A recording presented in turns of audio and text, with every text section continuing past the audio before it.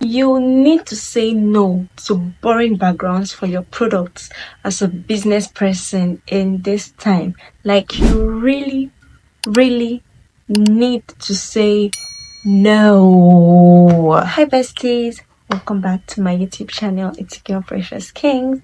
So guys, in today's tutorial I'm going to be teaching you how I'm able to switch the backgrounds of this product from this, as you can see, to this. Okay, as you can see showing on the screen, I'm able to switch the product's background from this background to a more classy background, I guess. So if this tutorial is something you would love to learn from and you would love to watch, please hold on and do not skip this video. Okay, don't forget to like, share, comment and subscribe if you haven't subscribed. Why? So that YouTube's algorithm will be able to push this information to more people who would need this juicy information I'm bringing to the table.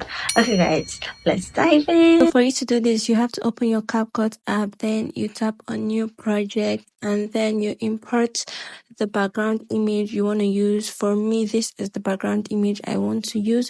So you just go ahead and add it. Yes. So now once you add it, you just drag it a bit if you want. Then you scroll through the options you have down below and you tap on overlay.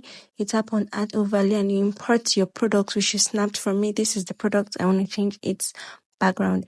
Now the next thing I did was to tap on this product and then I scrolled through the options I had down below and I tapped on remove background. Now once you tap on remove background, you tap on chroma key. Depending on the background, on how your background is, you tap on chroma key. For me, I moved this color picker. As you can see, it's picking the color, but I wanted to remove my hand color, so it has picked out my hand color. Then I'm going to tick it.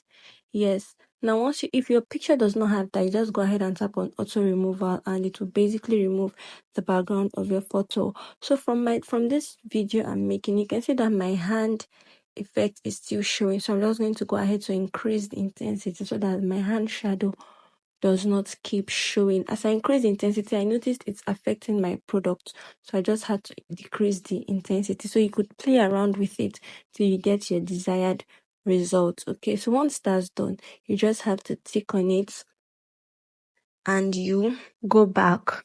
Now once you go back, you still tap on the product. Here you resize it, place it whichever way you want to place it.